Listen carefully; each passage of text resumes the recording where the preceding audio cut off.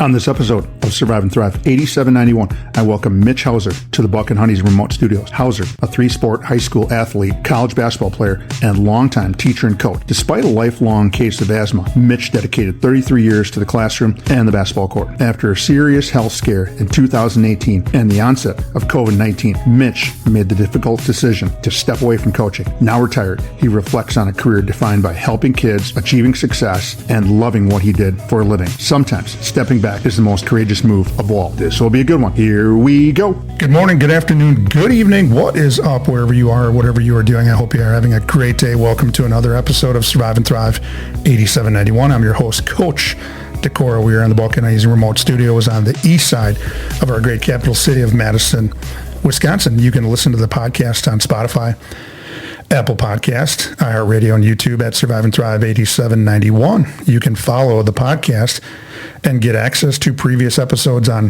Facebook at Survive and Thrive 8791.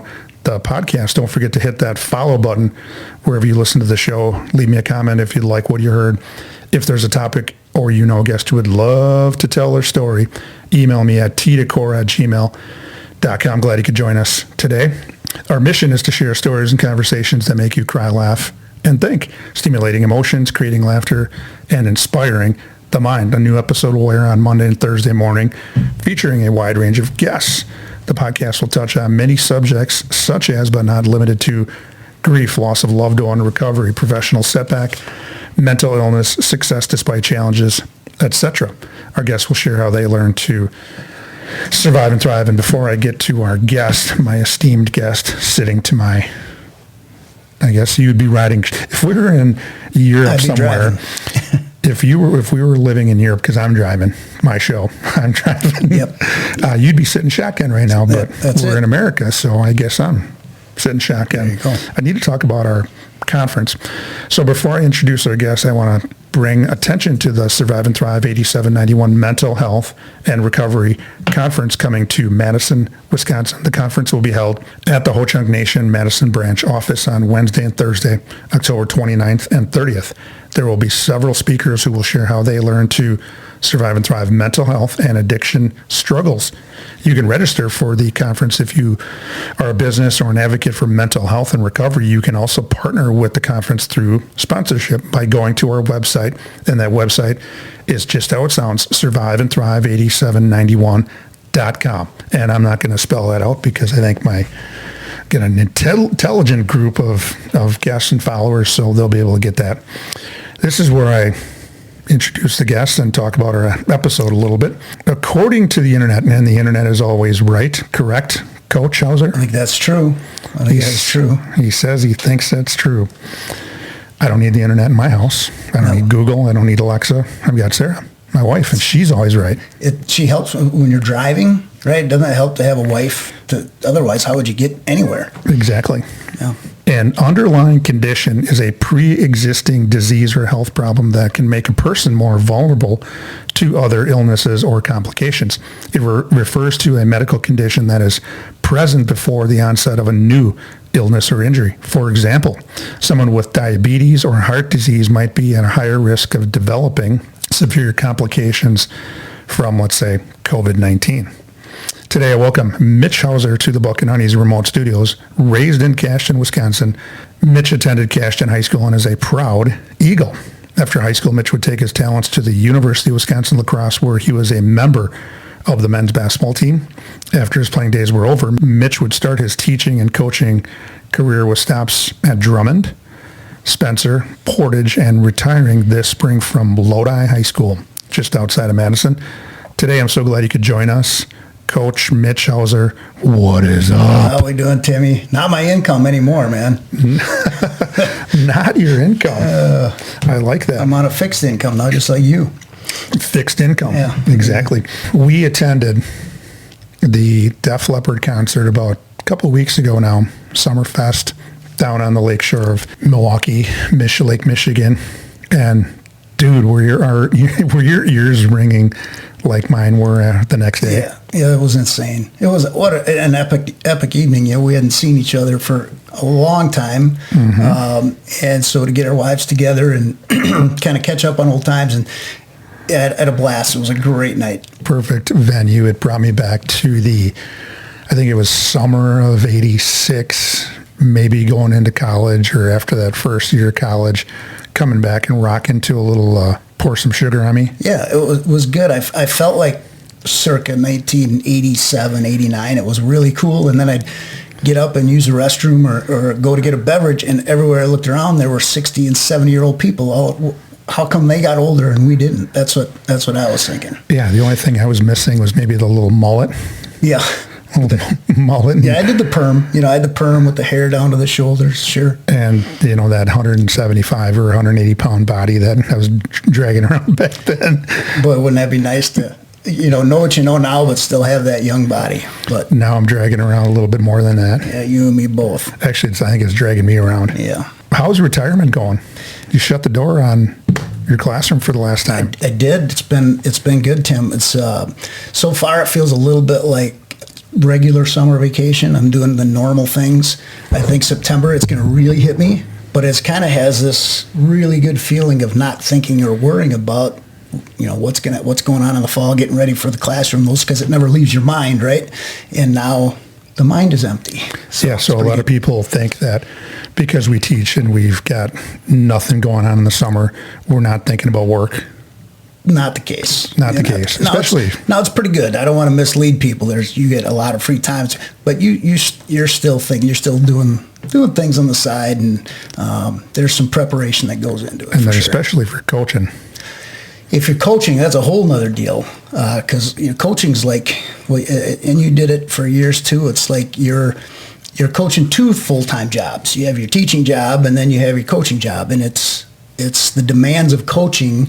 When we started out, were significant, but as the years have went on, there have been more and more things added to your plate, which makes it very difficult to balance both of those things. So, and in the teaching world, administration and athletic directors have a unique way of, when they put more things on your plate, they don't take anything off, it seems Tim, like. I say that all the time. Every year we add a new program and a new thing, but we don't take anything away. And so, yeah, it can get overwhelming, and especially, for young coaches starting out today, they got it. I think they got it tougher than we had it. And the harder you work, the less you get paid. Because if you're working X number of hours on the low end, you might be making $7-8 an hour. But like you and I were working hard and watching film, by the time we got done, we were making about 10 cents, 10, 12 cents an hour. Yeah, probably on a whole. You're not in it for the money, that's for sure. No. Any big plans or travel this summer? Not really. Nothing planned. Now, as you know, I like to ride my motorcycle. I like to golf, those types of things. So I did a little golf trip with some friends early in the summer, and there's a chance I might head out to Colorado on my motorcycle sometime in August, maybe even into September. We'll see. So, but nothing planned. That's what's kind of cool. Can we fit that, your bike, can we fit that sidecar on that thing? We can do that. Because I'll tag along. Absolutely. You could, or I'll throw you right on the back. Just, hold on tight. As long as I have Wi-Fi, I'm good. You've seen Dumb and Dumber, haven't you? We're looking at it right now. Amen. That's what it would be. Before we get to your story, I need to talk about our sponsor here. So our sponsor, Buck and Honey's Restaurants, are a place that people can escape to. For me, it's a great escape from cooking dinner. Do you cook? I grill. Grilling's my thing. Grilling's your thing. Yeah. Like, what do you like to grill? Salmon, tuna? I do some halibut on the grill. I like to do, and I'm not a big halibut guy. Yeah, that's the one fish I'll go to, and then I love we have a place in Lodi. Shout out to Mike out there.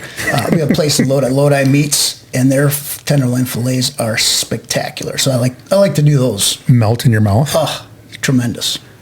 And a little mushrooms on the side. Little sauteed onions, I call them blue cheese crumplets. I don't think crumplets are a thing, but that's what I call them. That's what you call them. Yeah. With their great food and drink menu, 5-star customer service, and a welcoming and vibrant atmosphere, people keep coming back with locations in Sun Prairie, Monona, Wanakee, and Mount Horeb. Most communities in Dane County, which encompasses Madison, Wisconsin, and the surrounding area, can get to a Buck and Honey's within 10 to 15 minutes. Have you been to Buck and Honey's? Absolutely. Absolutely. Living in Lodi, it's about a 25-minute drive to Buck and Honey's. And so, I go there quite a bit. And your favorite meal is? I like to do a tenderloin filet. They make a good tenderloin filet. And I know a couple years ago they had some live music out in the side. I really enjoyed that too. So I've been there a few times. I know we've joked about this, but your middle name is Pizza, right? Yeah. You love pizza. Yes, guilty. Guilty. I would recommend the Bombers special next time you go. I'll try that. I've been eating, and I know you were just a young shaver back in 1984, 85, but I've been eating that recipe, Bomber special, since about that time. I'll give it a shot. I have not tried that. You will try that. On the podcast, our guests follow the format for sharing their story like this. In segment 1, we talk about what was it like. So we'll get into Mitch's history, what happened to get Mitch on the podcast. And in segment 2, we continue to talk about what happened and get into what it's like now. And we discuss Mitch's 5 suggestions for thriving. And I'm going to be going back and forth here between Mitch and Coach and Mitch and Coach. And I'm just one of those guys that still kind of thinks, just because you were coach and teacher, it's just automatic for me to go, Coach. Yeah. Coach Hauser. Yeah, I still call you Coach, right? Absolutely. That's just how we're built. Yeah. You were raised in Cashton, Wisconsin, and I have had some guests that are about our age, a little younger, a little older, and I mentioned the same thing. What was life like growing up in a completely different time than we're in right now? Boy, is it ever different time. Not only different time, but for me, I grew up in Cashton, Wisconsin. Our entire community, I remember, was 827 people. I think was soaking wet. Soaking wet. Salute. The entire population. There's the Wanakee High School is bigger than my whole town. So you put it in perspective that way. Very, very different. I loved growing up in a small town. Everybody knows everybody. I can remember as far back, we used to have party lines. The old party lines where you get on the phone, somebody's on the phone. And it's kind of like a older version of a Zoom call now. It really is. And kids don't even realize the lack of privacy that maybe we had compared to what they're doing now. So, it was good. I love Cashton. I still have close friends. I get back there quite a bit still. And those are my roots. And appreciate and they're deep. They're deep. They run deep, yep. Tell us about your family growing up, mom, dad, and some siblings. Okay, yeah, my dad owned first of all, a tavern for a few years, right in town, about 12 years when I was really young. And what was the name of that? It's called Ron's 10th Inning. Ron's 10th Inning. Yes, you get done with a softball game, go up for the 10th inning and have kind of like the 19th hole. Exactly like that. And I think he sold that about 77. So I was 10-ish around the time, 10, 11 when he sold it. And then worked a little bit, and then he had a grocery store in town, small grocery store. So I worked there from 7th grade through high school, a little bit on the weekends here and there. Bagging groceries, stocking shelves. I hate grocery stores. I have a hard time going into them still today. Unless they've got a good steak. Well, that's true. I like going into Mike's. Anyway, and of course my mom worked side by side with him. So I was pretty fortunate. I had an older brother, about 5 years older. So he was, old enough where we weren't hanging out all the time. He was kind of like the big brother you wanted to be like. And I have she won't like if I said older sister. But I have a experienced sister. She looks younger and looks better, so I'll throw that in there. So older brother, older sister. You were the baby, and I was the baby. Yeah, I was the baby. I see where that some of your personality traits come flying out. You're shocked, aren't you? Yeah. You have an amazing wife of 32 years. Spin some yarns about one Michelle Hauser. Yeah, she's a good one. I don't have anything negative to say. Some guys, they struggle about saying nice things about their wives. Not me. I have, as you know, Shelley. She's awesome. She's my entire family. We don't have kids of our own, so we spend a lot of time together. And yeah, she's my rock, and she's awesome. We get a lot. She's still my best friend, as I like to say, and so yeah, we're doing good. I'm looking at that box of Kleenex right now. I think I might have to reach over there and grab some for myself. Is this a matcha? I didn't know if I had to be matcha or not. I could go back. We could redo that segment if you want to. No, that was good. That was good. Yeah, that's good. You attended Cashton High School, and Cashton is located in the I'm not going to say southwest. I'm going to say maybe midwest part of Wisconsin, just south of LaCrosse. And you're an Eagle, and then you kind of sort of became an Eagle back in at the UWL. You had a very successful high school experience. What were some favorite memories from when you were in high school? Ooh, there's so many. One of the cool things about growing up in Cashton is you can play all three sports. You're not. Everybody can play, right? And so the opportunity to play football, basketball, baseball, I think is really cool. And where basketball is maybe the sport where I spent most of my time, was my first love, and maybe I was the leader of that, the team in those situations. It was nice to play football because I was more of a role player in football, more of a role player, kind of a secondary player. And so I think those are good. I think those are good experiences to, there are times you got to lead. There are times when you got to play, Robin to Batman, so to speak. Mm-hmm. And so I just have a lot of great memories. I had great coaches growing up in high school, and that's Kevin Alderson. Kevin Alderson was our basketball coach. Gary Hansen. Gary Hansen. Hillsborough guy. I competed against him. Yeah, Coach Hansen. He Hall of Fame football coach, and loved football. Made friends with him today still. Dave Milne, my friend. Oh yeah, Dave. Excellent baseball coach, and he was my athletic director, JV basketball coach. So you have these really, really influential people that did a lot for me and are a big reason why I wanted to be a teacher and a coach. And those guys are probably like father figures to you as well. Totally. Yeah, totally.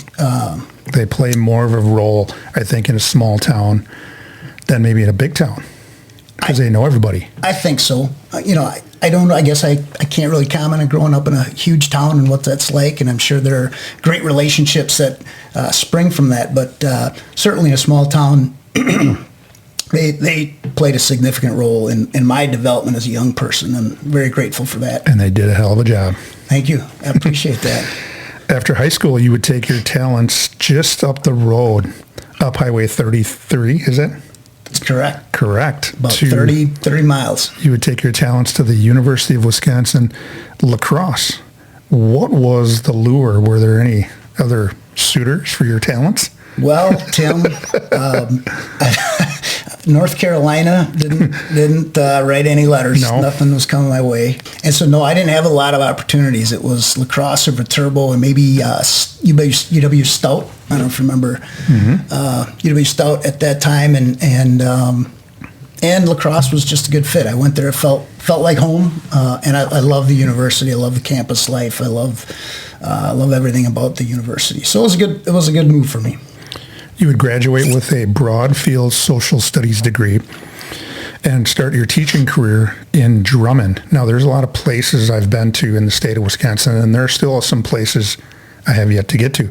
Drummond is one of them, like Phelps and Leona. Yeah. Don't blink if you go through. So Drummond is about 30 miles north of Hayward and about 30 miles south of Ashland. Way up there. It's north, yeah.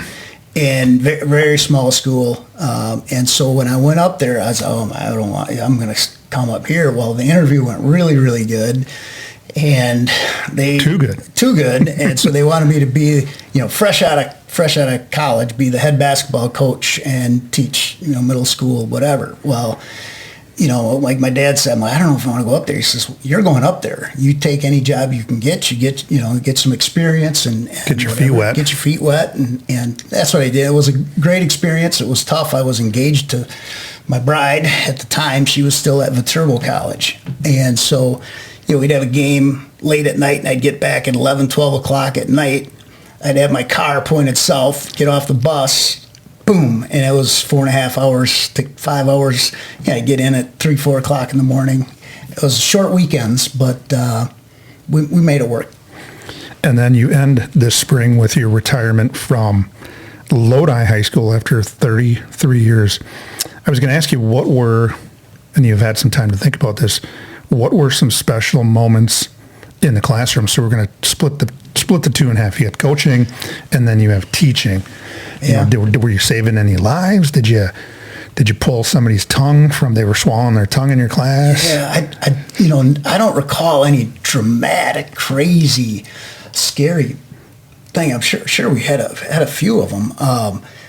It's just so hard. You think of how many kids we got to have a relationship with over 30 plus years. It's pretty special. So I remember the times where spontaneous things would break out. The lesson's going good, and then all of a sudden, bang, and everybody's having fun, and you're dancing on the tables, or you're you're telling stories about each other. I just the interaction with the kids, and it's probably going to become a broken record, but that's. I didn't do it because I like faculty meetings. Let's put it that way. It was or professional development days. Yeah. I'd always like to say I'm already developed. I can't be further developed. So love the interaction with the kids. Yeah, same here. Yeah.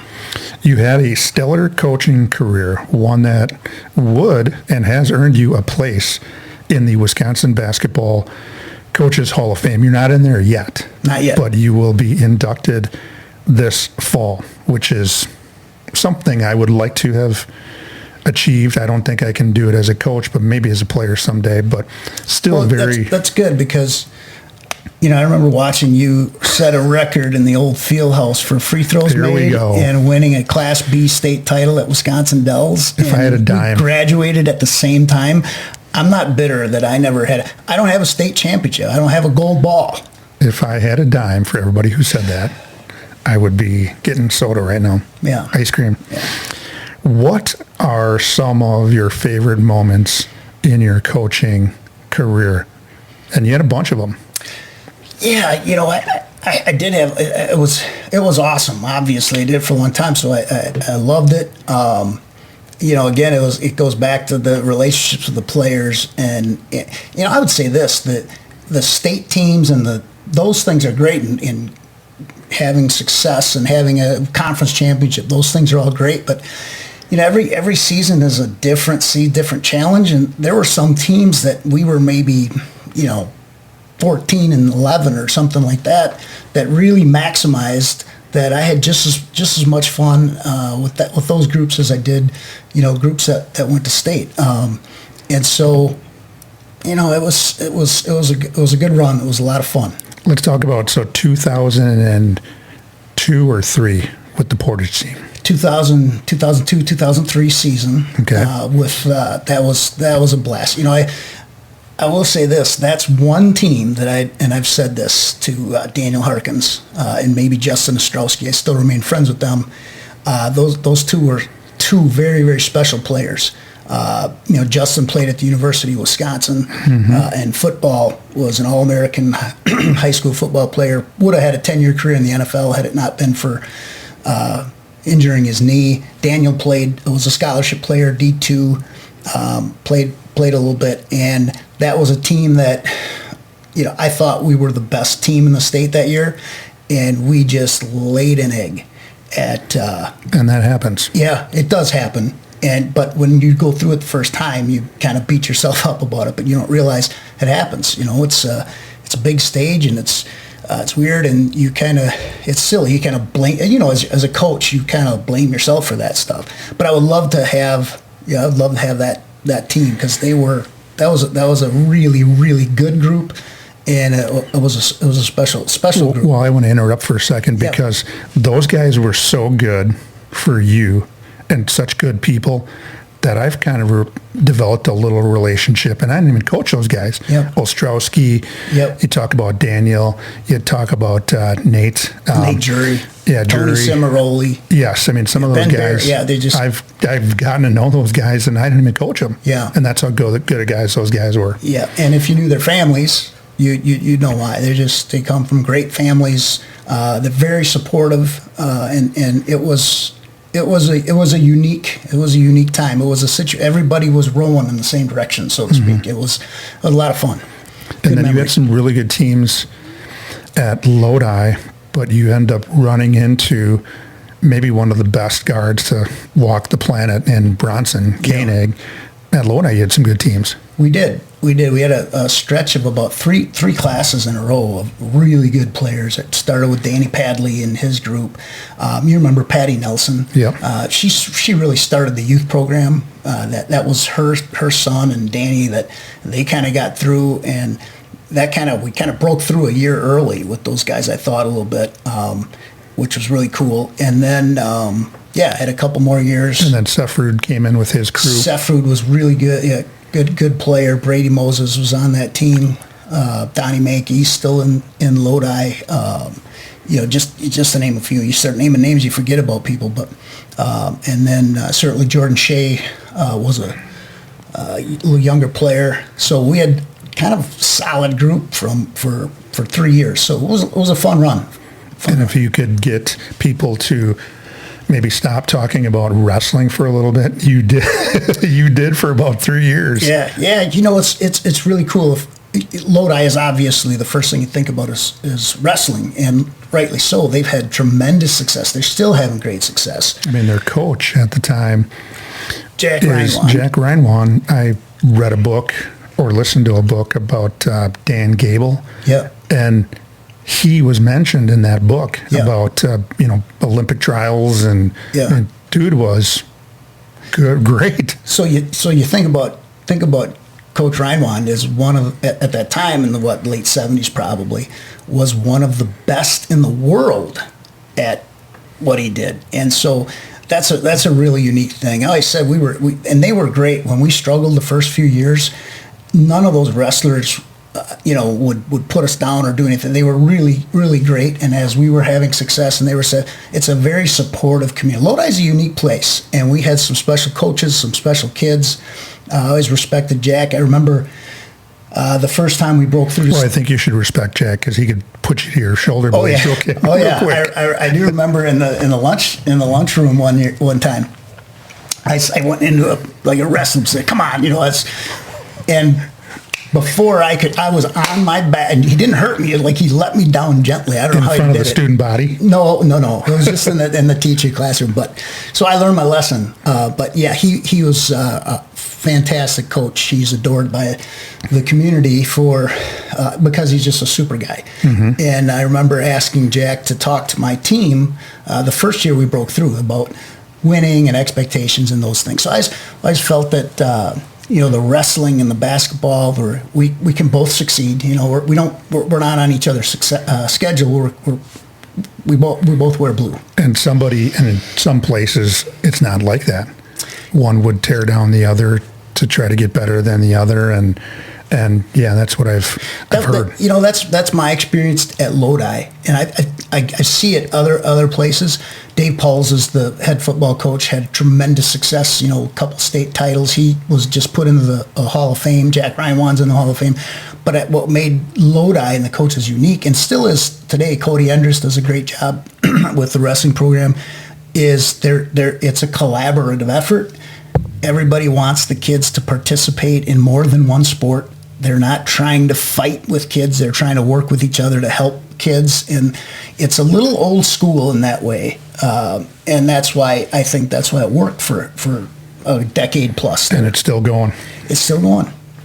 Let's go back in time, because this is the real reason why we have you on today's episode, is you have been affected with asthma, and that would come back to the forefront in 2018 and then 20 with COVID, and really the underlying condition that I heard a lot about. There was talk of that, especially in coming back to school and getting people to, get back to real life. But there were people that had these underlying conditions. So we're going to talk about yours, and that is you were affected with asthma for as long as you can remember. And I want you to tell us, because you brought up a really interesting thing about inhalers. Mm-hmm. And I'm going to shut my mouth and you can talk. Yeah, you're talking about, like right now my asthma's controlled. I have a steroid inhaler. I take it once a day. You're supposed to take it twice a day, but once a day. And my day-to-day activity, if I exercise or I do things, I have virtually no problems. I'm whatever normal is. Asthma-free. Asthma-free for the most part, yes. But as a kid, that wasn't the case. When I was 10 years old, out playing football on a Sunday after the Packer game, and I'd play sports because I loved it. And I'd come home and I'd have to relax for an hour until my breathing would settle in. So it was tough. So we didn't have inhalers at that time. I remember a medicine called Marax that you took. It was a liquid. I don't know if it relaxed your lungs or what it was supposed to do, but it really didn't do much. And then probably about the time I got into high school, they came out with a Ventolin inhaler that we use now. That's a kind of a rescue inhaler, which allowed me to play better, more free. Mm-hmm. But I always think my lungs were, even with that, when I would do sprints, and I'd be in good shape, but I always felt like my lungs were about 80 per capacity or 90. I don't know that I had the healthiest lung, you know what I mean? But fortunately, the medicines today and the inhalers they're a miracle. Yeah, and just think if North Carolina would have been calling had you had been better lungs. There it is. That's the excuse I'm going to give. 100% lungs, I'd have been playing with Jordan maybe. All right, we're going to fast forward now to the end of the 2018 basketball season. You finish up, I think you've told me this a little bit, you finished, so I'm going to kind of paint the picture a little bit. You finished the season, you were married, so you didn't have to jump in the car and go and drive and see your fiance. Right. But you had to be hospitalized for a few days. What happened? Yeah, that was a strange time because it's right at regionals, right? And we had finished the regular season, and I went into the doctor, and I was not doing well, and I thought I had pneumonia. They took a picture of my lungs. I was in urgent care, and this was the day of regionals. I can't remember how it played out, but I missed the regionals, the semifinals, and then the regional final. Oh, you did. I missed 2 games, right? And so you'd had to say, you remember when you were coaching, you said, I'd have to be on my deathbed not to coach. Well, I was not on my deathbed, but there's no way. A couple more steps, you might have been. Might have been. You never know. But so I went in and they said, no, you don't have pneumonia. I said, okay. And they gave me medicines. I went home and I thought, okay, good. I just got to recover. Well, that next day and into the night, we're playing in the regional championship. I think it was down in Evansville. I wasn't there, so it's hard to remember. We're playing the regional final, and I was going to, watch it on Streamline or whatever, and I couldn't even turn on. I was sick. My wife actually went to the game because she wanted to see it, and I was home. But long story short, by the time she got home, it was boom. We were off to the hospital. In distress again. Yeah, it was. So it was a pretty scary episode, and then I was hospitalized for 2 or 3 days, and had double pneumonia in the lungs, and it was not good, and it was tough because in the season, and the best time of the season is obviously March, and so that was a disappointment, but fortunately, I recovered pretty good. So this is going to lead into kind of segment 2, and I'm going to set that up before I go. I need to talk about the sponsor, but it would then lead to that underlying condition starts to bubble up. So we'll talk about that here shortly because our listeners want to hear what that story is like. I need to talk about our sponsor one more time. Buck and Honeys has been with the Survive and Thrive 8791 crew since the beginning. With 4 locations in the Madison area, one is always near. People ask, why Buck and Honeys? Owner Tom Anderson places a high priority on the mental health of his employees. He has a mental health professional available for them should they need support. I don't know how many businesses go above and beyond their EAP, Employee Assistance Program, but Buck and Honeys does. March 2020, we are ordered to stay at home to prevent the spread of COVID-19. To many, that didn't mean much, other than, hey, we're going to work from home, we're not going to have to go in. But to some, that meant they should be on high alert because of underlying conditions, such as asthma. In segment 2, Mitch Hauser is going to share what that time meant to him, his teaching and coaching career as well. So please stay tuned. Don't change that channel. You're not going to want to miss segment 2 of Survive and Thrive 8791. We will be back. If you, a loved one, or someone you know is experiencing a physical, mental, or emotional crisis, there is help and resources out there. Contact NAMI, the National Alliance on Mental Illness Helpline, at 1-800-950-6264. This is a free service providing information, resource referrals, and support to people living with a mental illness, their family, providers, and the public. United Way 211 is available 24/7, 365, and offers free confidential assistance. They connect people with the local programs and services that can help.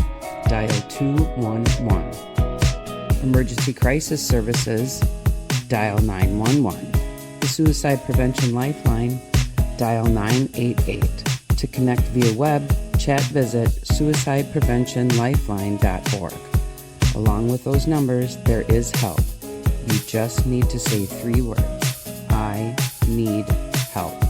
Now, back to the show. We are back. Welcome back to segment 2 of Survive and Thrive 8791. I'm your host, Coach Tim Decora. We are in the Buck and Honey's remote studios on the east side of our great capital city of Madison, Wisconsin. The podcast is where we feature guests who share their story in hopes of helping others who may be struggling with what life throws at them. Coach Mitch Hauser is here today to share his story. He is here today to talk about the COVID-19 pandemic and how that would affect him in the classroom and on the court. He will share how he has survived and thrived since then and is now a retired teacher. In March 2020, we are put into lockdown to prevent the spread of COVID-19. Schools are closed, businesses are closed, social distancing is the norm. Here's a quick quiz for you. How many feet social distance? 3 feet? 6 feet. 6 feet. That's 6 feet. That's a good quiz question. That is. This would impact Coach Hauser.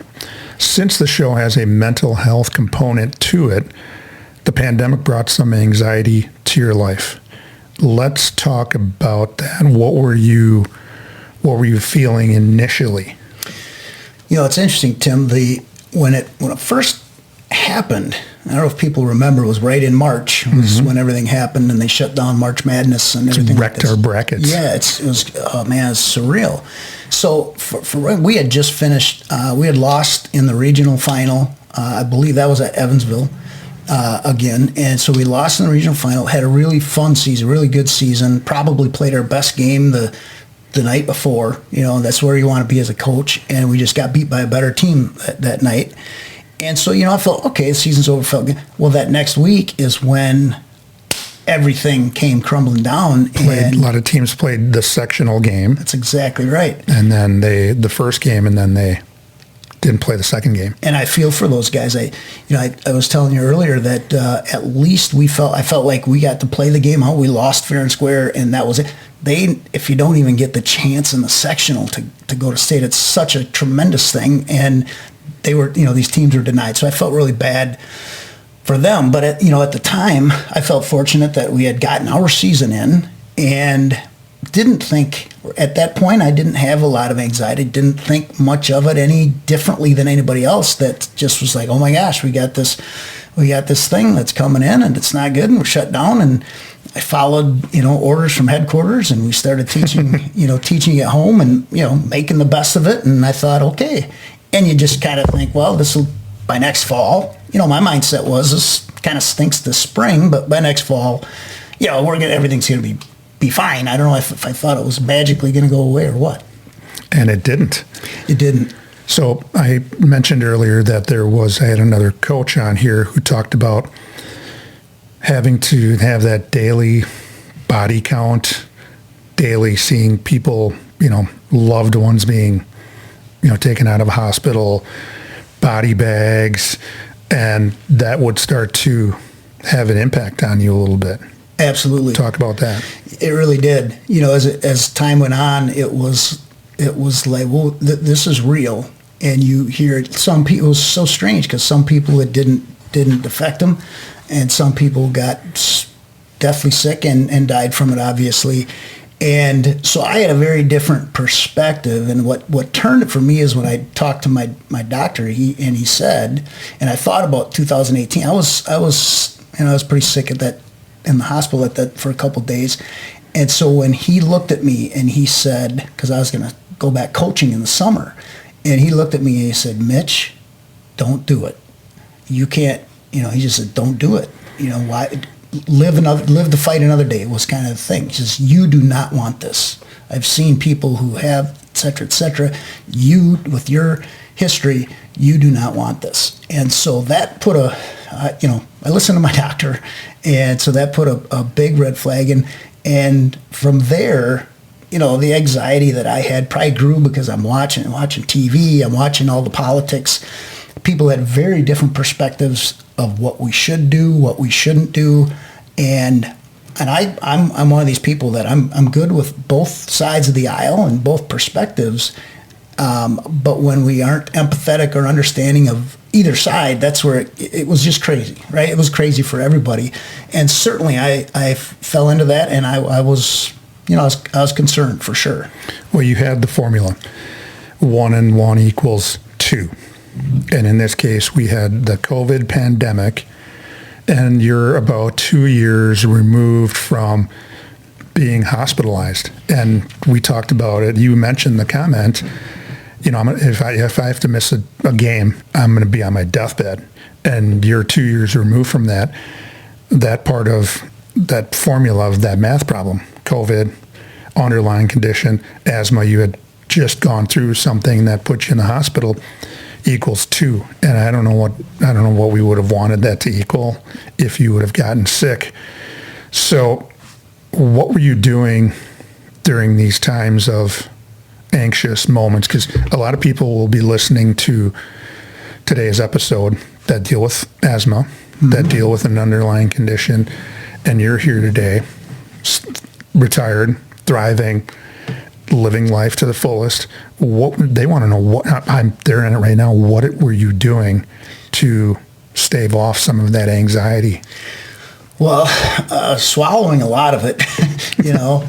I told you a little bit the story. The summer we were our school district. We weren't in Dane County, so our school. A lot of the smaller school districts, I think, we're trying to get kids back into doing something, right, socially. And let me interrupt for a second. I'm going to paint this for the people that are listening. So Dane County is where encompasses Madison and most of the metropolitan area. And then you get out of Dane County, and a lot of people in Dane County referred to it as the bubble during COVID, that everything was for sure on lockdown there. But then once you got out of Dane County, things were a little different, and Lodi being in kind of Sauk in Columbia County, now you're talking about how people were acting differently and doing things differently. Go ahead. Yes, and so there was a little disconnect. I think for the most part, we tried to follow a lot of the Dane County things, but there's pressure. There's so much pressure on our school leaders and on business, on everybody, and it's a crazy time. I would not want to have been a school leader at that time. I thought they were not treated fairly, and so it was just a crazy time. And so we were going to have a basketball camp. So I had like 30 kids come for a summer workout, and I put them through drills, and we had our masks on, and we were going through all the protocols that were ahead. But I remember we talk about the anxiety. I remember as I was so thinking about my health and what am I doing. And I was thinking about, my doctor said, Mitch, you don't want to get this. And it was, what are we, it was kind of like my perspective was, what are we doing, right? We're just being asked to stay home and let this will pass. But there's so much pressure to get out there. And I understand that, if you're a family and you're young and you're healthy and your kids are going crazy, right? I understand that's a different perspective. I just had a completely different perspective. And I thought, what are we doing? What am I doing? And I asked if I could shut it down. They said, of course you can. So I just shut down the summer things. So then I'm experiencing this cognitive dissonance that's, you know what it is to prepare for in the summer and, get your kids stronger in the weight room, get them, you're drilling for skill development. You want them to play tournaments. That's how you get better. And so I struggled with, am I being selfish by not throwing myself in there? So I went through a lot of those, a lot of emotion, a lot of feelings, anger and frustration and disappointment, a lot of different feelings that I was experiencing. So who were you kind of sharing these? You talked to school administration. You were probably closely talking to your assistant coaches, maybe some parents, certainly your wife, Shelley, at home. Who are you leaning on for support then? Yeah, I kind of kept it to myself and with my wife. First of all, our administration was always so supportive, which I'm so thankful that I was in Lodi. We were talking about what a great school and what a great place that was to coach all those years and teach. And so that I was fortunate with. But then the other part was, talking to my wife. Fortunately, she was on, well, your health is most important. Why risk it? Listen to your doctor, all these things. Or listen to yourself, And listen to myself, because I listen to myself. And so, that's what I did. I was going to listen to my doctor. He said, do not be involved until you get the vaccine. It was like a directive, so to speak. And that's how I interpreted it. That's how I dealt with it. And I just kind of, it is what it is. It was difficult. It was a challenge, but it was made easier by the fact that my wife and I were both in agreement, and she wouldn't let me even if I wanted to. So did you start to notice any change in your demeanor? Because one of the things that I've been finding in all of the guests that I've had on the show is when they started talking about how they were feeling with a loved one, a neighbor over the fence, a friend in their garage basement or whatever, almost everybody's had the same response. Did you start to feel better when you started to talk about some of these things that you were wrestling with? I don't know if I would say that. I tend to be a little private, and so like most of the conversations that I had were with my wife. It was like, and we were distant. I was distant. I was, I talked to my coaches. They understood what I was doing, and they knew my history. They were cool, and so it was just kind of a matter of me kind of coming to terms with that. And then it was, when is the vaccine? Is the vaccine? So if you have Aaron Rodgers is on one side, I get it. He's 38 years old. He's healthy. He doesn't need to get the vaccine probably. Well, I don't know that was the case for me or other people. So I was on a little bit a different side of the coin, and so that's what I was waiting for: get the vaccine, and then the dangers of complications with it. If you get sick, I've had COVID, right? But it was after the vaccine, and I experienced it much like I would other things. So that was my goal: is once I get the vaccine and we get back to some semblance of normal, where I don't feel that I'm at serious risk. That was my goal. You would eventually have to make the tough, difficult decision to step down from your varsity head basketball coaching position at Lodi. Was it 21 years that you coached?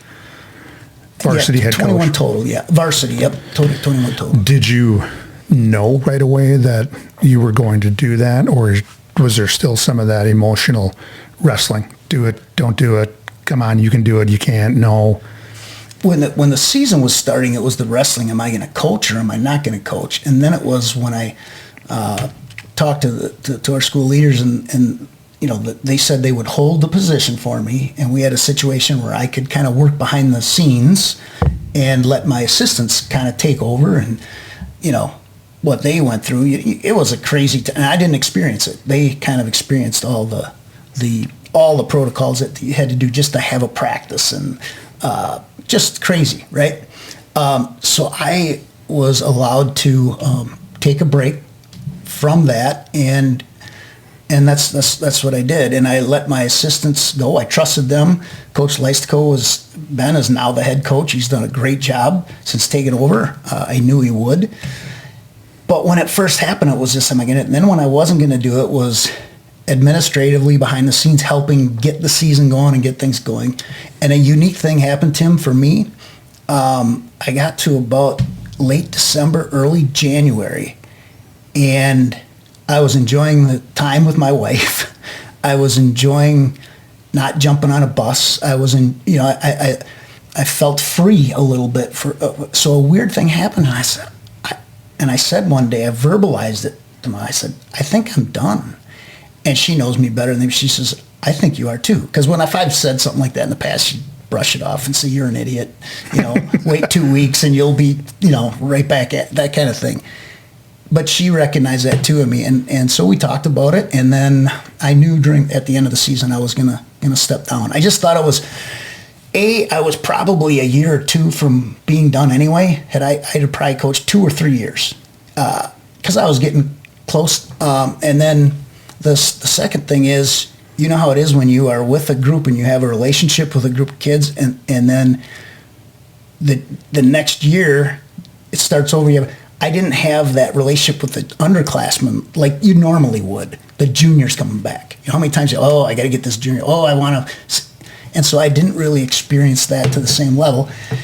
And I thought it was just fair to the kids. I thought it was fair to Coach Leistico, and I think it was best not only for me, but I think it was the best thing for the program. I really did. So that we're going to go back a little bit where I said, did you feel better when you started to verbalize or talk about it? And you did what a lot of people our age and maybe older would have done, is maybe they suppress it. I'm just not going to talk about it. And then you fast forward to, you got to make that decision, like you said, in the middle of the season, late December, January, and you said, I think I'm done. Mm-hmm. And you might have been holding that in, and finally you were able to verbalize that. I think I'm done. And just by talking about it probably made you feel better. No question. It's the realization that, I told my wife and she agreed, and I thought, okay, it was a perfect way for me to get out, because I don't know how I would have cut the ties. So I guess I turned it into a blessing in disguise, in that I could test the waters, know I could do without it, made a decision in early January, sat on it until the season was over, and still felt the same way. And then at that time, things were so crazy, nobody cared, right? And so I got to just kind of walk away quietly without any attention and stuff. It was kind of just for me, it was a good way to just kind of quietly exit the back door, if you will. Because they had moved on, right? The Lodi Ben did a great job, and the program was moving on, and I could sense that anyway. I'm going to give you 10 seconds to answer this next question, and you already did. But in case somebody missed it early on and they're driving and they got their hands on 10 and 2 and they're going to work, hey, Coach Takora, ask Coach Hauser, you got COVID, right? How did that, you eventually got it. I did. 10 seconds, go. 10 seconds, go. I did. It was uneventful.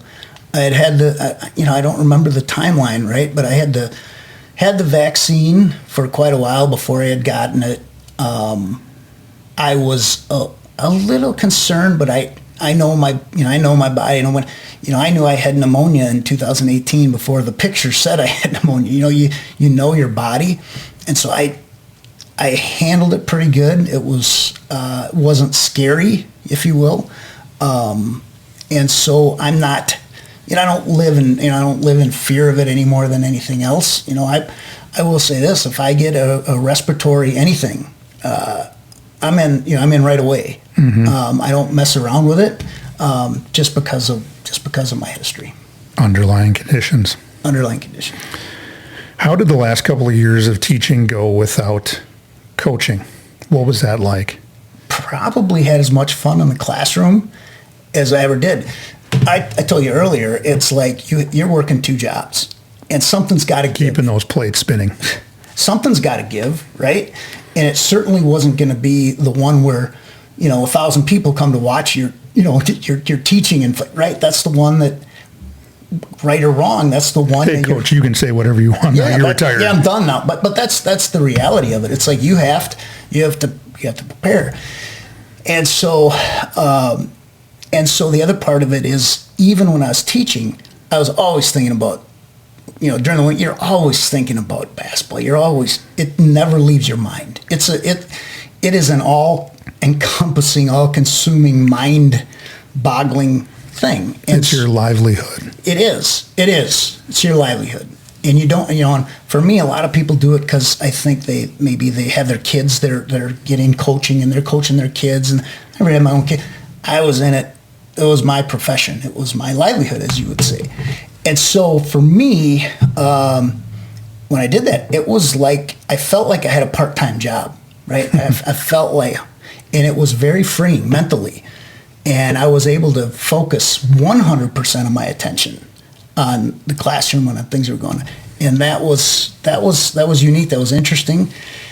And did that, the last 5 or so years. And I really enjoyed the classroom. I enjoy the kids. Like I said, it was a tough decision to retire because I still enjoy the camaraderie, if you will, of the classroom. And you probably fell back in love with your wife.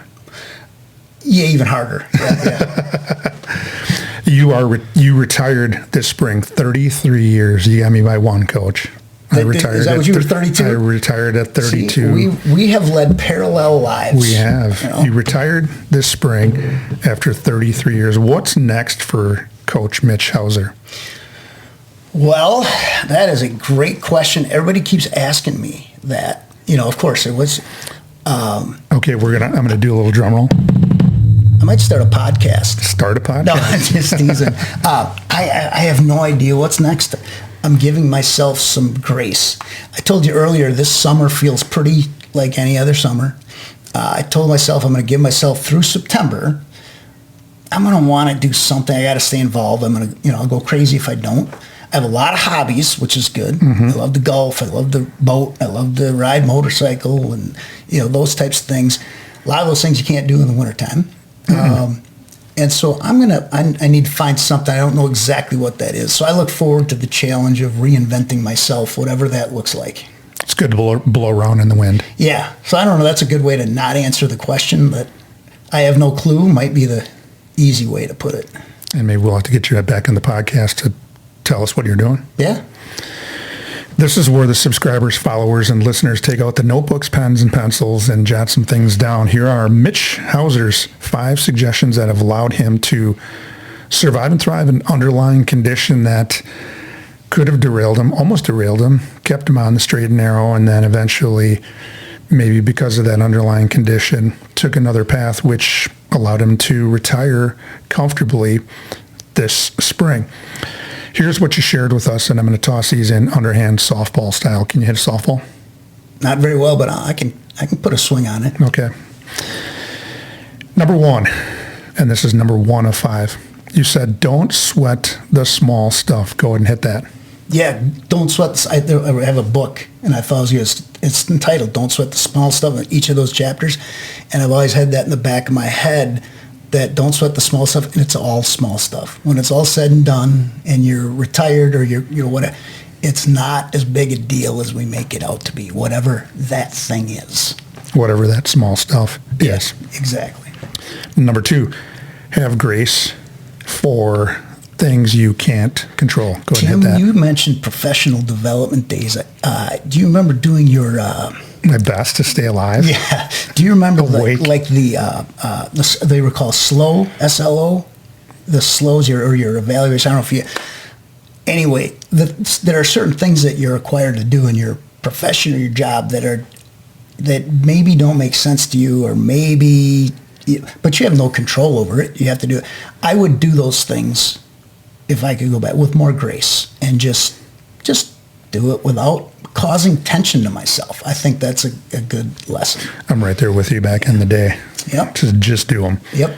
Number 3, I like this one. Surround yourself with good people. Go ahead and hit that. Well, my wife, number 1, see how I did that? Number 1 draft pick. Yep. You and I were good buddies all the time. Good coaching still friends are. Back when we competed. Still are. But really with at work, Ben Leisco, for example, was a great assistant coach, positive, loyal. He was. I always kept my circle in coaching very small, as you probably did, and I trusted all those guys. Mark Fahey, Mike Litchfield, guys, those are those are one thing, the coaching. And then in teaching, there's a lot of, you can find people, I'm sure it's like this in all walks of professions. You have people that can be a little negative, little energy drainers. I always would seek out people that were positive and avoid those that were not. And specifically, I had my wife calls my girls at school my work wives. I had some special colleagues that, were real supportive and those types of things. So that's what I mean. Surround yourself around good people. I think if anybody is a new teacher going into teaching, want to become a teacher, or change things up, that's great sound advice for any of those people. Yeah, for sure. Number 4, accept that things are difficult. Yeah. Go ahead and hit that. Yeah. Well, just in our profession, teaching is difficult. Coaching is difficult. And I suppose it translates to other jobs. It's difficult. And sometimes I think, especially in a profession where you like to be perfect, you're not going to be, it's messy, right? Teaching kids is a messy, it's not uniform and straightforward. It's messy. And so I think just accept the fact that, you're going to have days, and that's okay. It's all part of the process. And the last one, number 5, don't judge yourself negatively for perceived failures. Mm-hmm. Go ahead and hit that. Perceived failures. This was a big one with coaching. You lose a game, or you this perception of, this negative thoughts that can ruminate with you. I'm no good. I'm the blah, blah, blah, blah. And these negative patterns of thinking don't do anybody any good. It was my fault. Yeah, it was my fault. All those things. And so I always tried to, and I wasn't always good at it. I got better at accepting defeat or accepting perceived failures and changing to look at them as learning opportunities. What can we do better? These are the things I would tell my kids, right? In terms of, don't worry about making mistakes, learn from them. I needed to apply that myself. Flip the coin over. Instead of looking at things as a negative, let's use it as a positive, and how can we learn from what happened? Absolutely. Looking at it as a challenge, not as an obstacle. Well said. What a great episode. I'm so glad you could join the Survive and Thrive 8791 crew today. Your story and how you overcame some obstacles early with your asthma, and then it creeped its head back up. But because of advances in science, you can now take some medicine and take a couple puffs, and you're going to be in good shape. And that wasn't the case early on, and it came back to affect you. Has really been inspiring that if anybody has these kinds of underlying conditions, you can get through them. And because of the advancement in science, you can lead a much fuller life. Your story reminds us all to have coping skills or mental health tools in the toolbox when a person is met with these kinds of challenges throughout life. And despite that, you have survived and thrived. Our call to action, Mitch Hauser, Coach Mitch Hauser, just shared his incredible story on what it's like to survive and thrive through some tough times early on and come through in the end when he's met with his asthma coming back up and deciding to make that difficult decision to get out of coaching. Here are Mitch's 5 suggestions that helped him survive and thrive during that time. Don't sweat the small stuff. That was number 1. Number 2, have grace for things you can't control. Number 3, surround yourself with good people. Number 4, accept that things are difficult. And number 5, don't judge yourself negatively for perceived failures. As we close another great episode of Survive and Thrive 8791, are there any final thoughts, Coach Hauser? Hey, just that it's fun getting together with you again.